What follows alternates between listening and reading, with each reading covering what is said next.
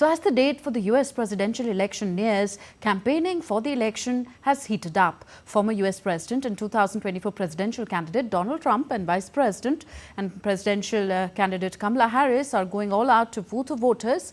Both candidates are now campaigning in Pennsylvania, trading bitter attacks at each other. Pennsylvania's 19 electoral votes tie it with Illinois for the fifth most among all states. And with 10 of the past 12 presidential election winners having won Pennsylvania, it could prove to be a bellwether for the race's ultimate outcome.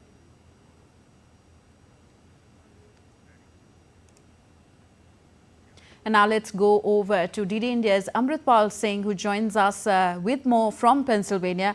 Amrit, as hectic campaigning by Trump and Harris is on in the swing states, especially the state of Pennsylvania, as it emerged as a key battleground state for both the candidates, it seems like a must-win for both candidates if they want to make it to the White House.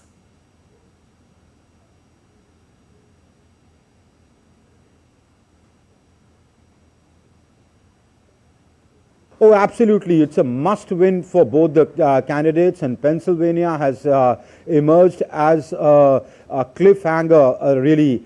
It's a tough contest for both candidates, though the Democrats are banking on the blue wall of Michigan, Wisconsin and Pennsylvania.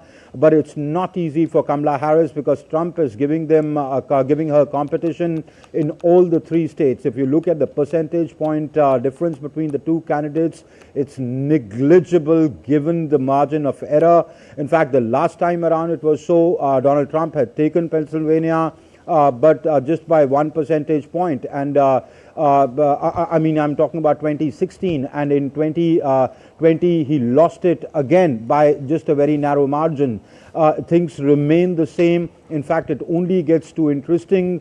He's starting a bus tour from October 21st to see that he can go around. In fact, he was dressed as McDonald's outside a fry station franchisee in Pennsylvania. He was trying to woo the voter there. So both candidates have their supporters there. Both parties, the Democrats and the Republicans, have their supporters. And this time, given that the contest is so close, it's really a toss-up between the two. It has emerged as a must-win given the number of votes that it has. 19 votes it contributes to the Electoral College.